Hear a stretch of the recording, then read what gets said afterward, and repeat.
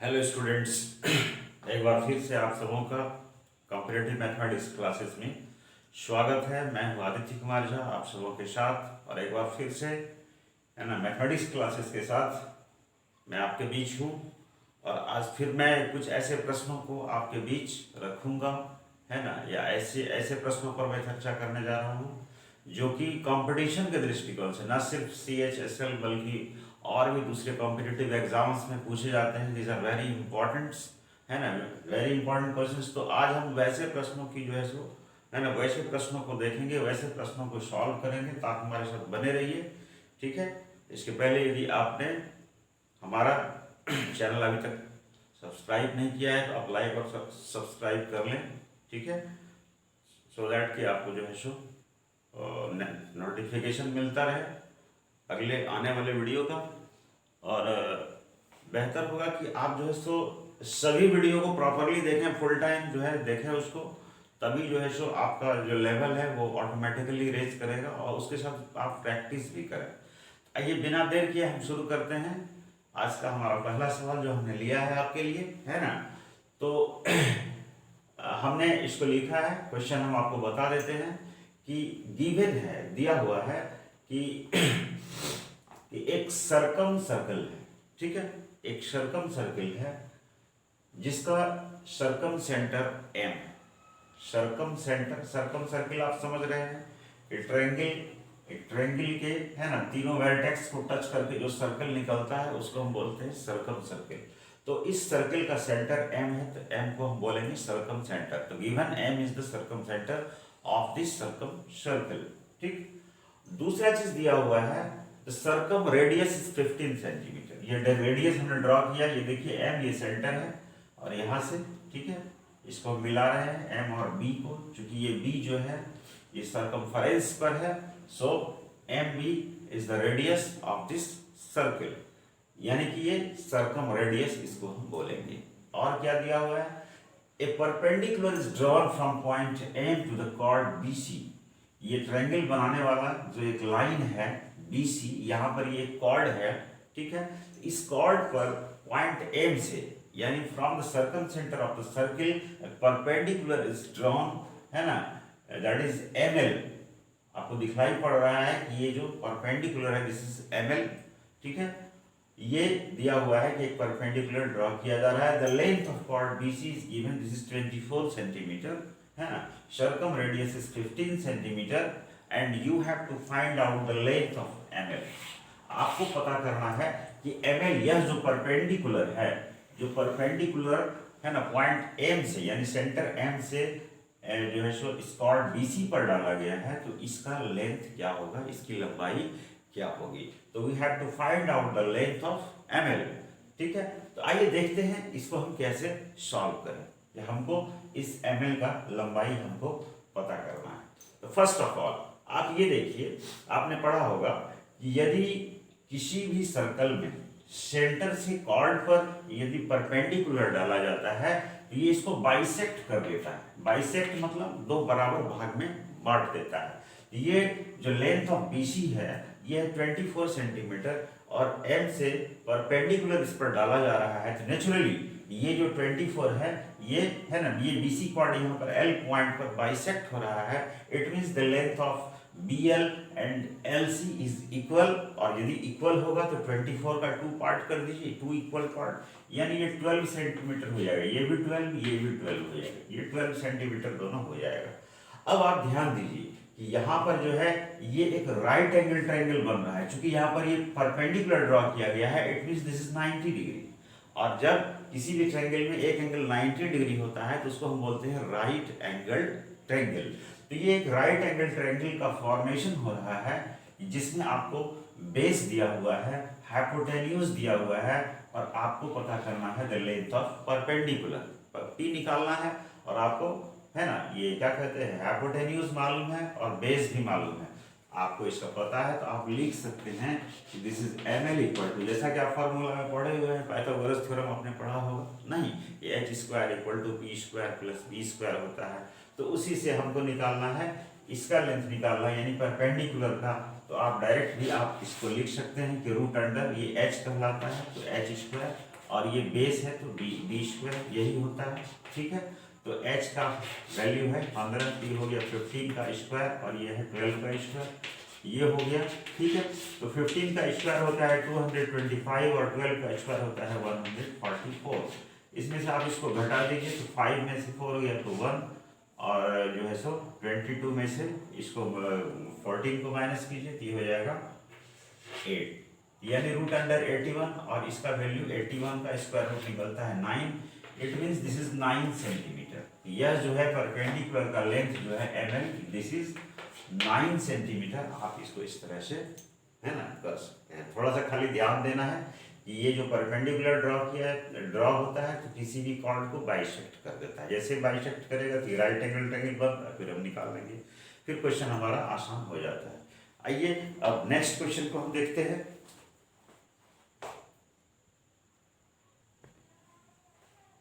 आइए देखते हैं, एक प्रश्न हमने लिखा है बोर्ड पर, the average age of 25 man is 28 years, यानी 25 आदमी का जो एवरेज एज है ना, यानी औसत उम्र जो है वो कितना है 28 ईयर्स है। उसका कहता है 5 new man of an average age of 25 years join them, कि 5 नया आदमी जो है इस ग्रुप में जुड़ जाता है जिसका एवरेज एज जो है औसत उम्र जिसका है 25 साल यानी 25 ईयर्स है। अब क्या कहता है कि find the average age of all the main together, यानी सभी आदमी का 25 पहले से था और 5 नया आदमी आया यानी 30 आदमी हो गया, 30 का एवरेज एज क्या होगा ये आपको निकालना है। सिंपल, आप देखिए सबसे पहले क्या है कि 25 मैन का दिया हुआ, क्या चीज दिया हुआ है, ये एवरेज एज दिया हुआ है। क्या दिया हुआ है, एवरेज। तो एवरेज हम क्या कैसे निकालते हैं, तो जितना 25 का है तो 25 का एज हम प्लस कर लेते हैं और 25 से उसको हम डिवाइड कर देते हैं। ये हमारा एवरेज निकालने का तरीका है। तो उसी तरीके से हम करते हैं, क्योंकि ये एवरेज एज दिया हुआ है 28 है ना, एवरेज दिया हुआ है 28, कितने का दिया है 25 में का। यदि हम सपोज करें कि जो पहला आदमी उसका नाम x1 है, दूसरा आदमी उसका नाम x2 है, इस तरह डॉटिंग कर देते हैं, 25वां आदमी है उसका नाम x25 है।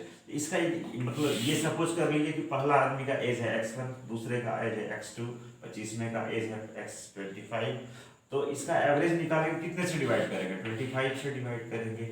और ये गिवन है कि एवरेज एज जो है ये दिया हुआ है, दिस इज 28 ईयर्स। ये दिया हुआ है कि 25 आदमी का एवरेज एज कितना है, दिस इज 28 ईयर्स। तो सम ऑफ एज ऑफ 25 पर्सन्स, 25 आदमी के एज का सम क्या होगा, यानी कि इसको सिर्फ हम क्रॉस मल्टीप्लीकेशन कर रहे हैं, ठीक है। तो हम लिख सकते हैं कि x1 plus x2 plus dot dot कर दीजिए x25, यानी 25 आदमी के एज का जो सम होगा this will be 28 into 25 years, और इसको गुना कर दीजिए तो कितना आ जाएगा, ये हो जाएगा 25 8 200, ठीक है। तो 20 हो गया और 25 दूनी 50 और 20 70, यानी ये 700 हो जाएगा। कितना हो जाएगा कि 25 आदमी के का जो एज है उसका सम हो गया 700 ईयर्स, आप बोल सकते हैं, ठीक है। अब देखिए ये इसका काम हो गया। दूसरा लाइन क्या कर रहा है, 5 new man of an average age of 25 years join them, कि 5 नया आदमी आ रहा है। तो 5 नया मान लेते हैं, 26वां आएगा, 25 तक आ गया है। उस तरह से यदि हम करें x26, ठीक है, 27 28 और x30, 5 आदमी ये होगा, तो 5 आदमी का एवरेज करेंगे तो 5 होगा नहीं, 5 से डिवाइड करेंगे। और ये दिया हुआ है कि 5 जो नया आदमी है उसका एवरेज है एज है 25 ईयर्स है। तो x26 से लेकर के आपको कहें कि x26 से लेकर के x30 तक का सम कितना होगा, तो आप कह सकते हैं कि सिर्फ इसको क्रॉस मल्टीप्लिकेशन करेंगे 25 इंटू 5 दैट इज 125 ईयर्स, आप इसको बोल सकते हैं कि ये जो हो जाएगा क्या हो जाएगा कि 125 ईयर्स जो है इसका एज हो जाएगा। x26 यानी लास्ट वाला जो यानी 5 न्यू मैन जो है उसके एज का सम हो जाएगा 125 ईयर्स। तो हमको सभी आदमी के एज का सम हमको मिल गया और कहता है कि सभी का एवरेज क्या होगा। तो अब तो बहुत सिंपल हो गया कि जो 30 आदमी है 30 है ना पर्सन्स है, तो उसका हमको एवरेज एज कैलकुलेट करना है। तो आप सिंपल कर दिए, सभी का एज जोड़ दिए, 30 से डिवाइड कर दीजिए, ठीक है। यानी x1 से लेकर के x25 था पहले, और फिर नया आदमी कौन सा आया, x26 से लेकर के x30 तक, यही ना। ये नया आदमी का, ये 5 नया आदमी का एज था। अब क्योंकि 30 आदमी का एज है, इसका एवरेज निकालना है तो हम 30 से इसको क्या करेंगे डिवाइड करेंगे, 30 से डिवाइड करेंगे तो आपसे पूछा जा रहा है कि इसका एवरेज एज क्या होगा। आप ध्यान दीजिए कि x1 से x25 हम यहाँ पर निकाल चुके हैं और ये है कितना है 700, इसके बदले में हम सीधे 700 लिख लेते हैं। और ये जो है x26 से x30 तक का भी हम निकाल चुके हैं और ये है 125। इसको डिवाइड किससे करना है 30 से करना है, जोड़ दीजिए 700 + 125 दैट इज 825। इसको डिवाइड करेंगे 30 से, तो बस कैंसिलेशन ही करना है, कर दीजिए। 5 से कटाइए, 5 6 के 30 हो जाएगा, यहाँ कटाइए 5 6 का 5 हो गया, ठीक है। तो 5 6 के 30, 5 6 25, 165 हो गया। तो 7 5 12, या 3 से भी कट जाएगा, 3 दूनी 6 हो गया, 3 5 15 और 3 5 15, यानी 55/2 हो रहा है। 55/2 डिवाइड कीजिएगा तो 27.5 ईयर्स, यानी 27.5 ईयर्स जो है ये 30 जो मैन है सभी 30% का जो है सो एवरेज एज जो हम निकालेंगे कि कितना आएगा 27.5 ईयर्स। तो आप मेथड समझ गए कि जो दिया हुआ है उससे पहले सम ऑफ एज निकालें। 25 आदमी का पहले एवरेज दिया हुआ है, उससे हम कैलकुलेट कर लेंगे उसका एज सम है ना, एज का सम क्या हो रहा है। फिर नया आदमी जो आ रहा है उसका एज का सम क्या हो रहा है। उसके बाद एक के बार में जितना रहेगा 30 35 40 जो भी रहेगा सबको एक ही बार में जितना नंबर रहेगा उतना से डिवाइड करेंगे। ये दोनों वैल्यू हम पहले ही पता कर लिए, इसको पुटअप करेंगे और वैल्यू आपको मिल जाएगा। तो इस तरह के प्रश्न भी पूछे जाते हैं। आइए उसके बाद फिर नेक्स्ट सम के साथ हम आते हैं।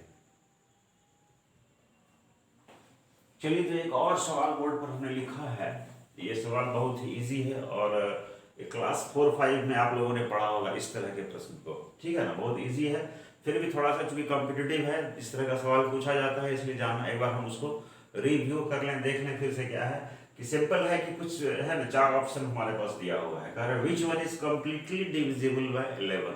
ये 4 नंबर्स दिया हुआ है, पूछ रहा है कि कौन सा नंबर पूरी तरह से 11 से है ना विभाज्य है, यानी कम्प्लीटली डिविजिबल है।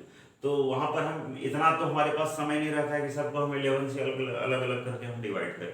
तो इसके लिए एक खास ट्रिक है ना, इसका एक पर्टिकुलर रूल है। तो उस रूल पर हम चेक करेंगे कि ये 11 से डिविजिबल है या नहीं है। रूल क्या है ये हम आपको बता देते हैं कि जो अल्टरनेट नंबर्स है इसको आप प्लस कर लीजिए, ठीक है। एक छोड़ करके एक को जोड़िए, आप जोड़िएगा 8 और 9 कितना होगा 17 में से 8 जोड़िए तो 25।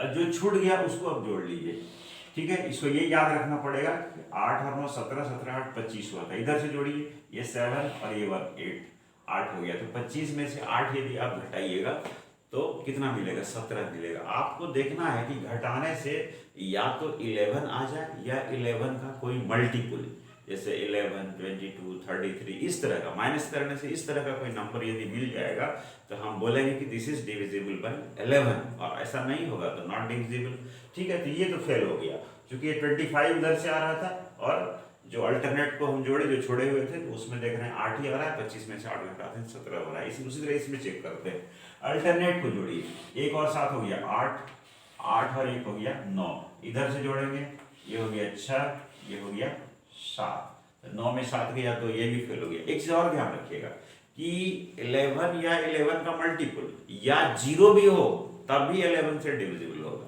कि माइनस किया और 0 आ गया वो भी 11 से डिविजिबल, यानी 0 11 और इट्स 11 है ना, और मल्टीपल ऑफ 11, ये ध्यान में रखना है। 0 भी आएगा तो डिविजिबल बाय 11 होगा, तो वो भी फेल हो रहा है। इसको चेक करते हैं।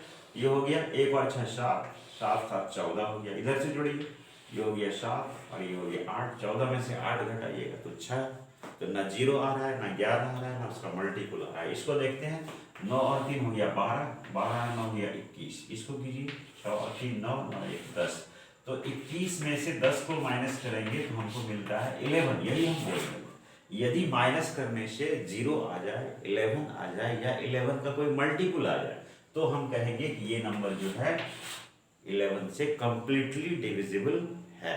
तो ये इस तरह इसको चेक करने में हमको कम समय लगेगा, तो इस रूल को आपको दिमाग में रखना पड़ेगा। आइए उसके बाद एक दो और प्रश्न को हम देखते हैं।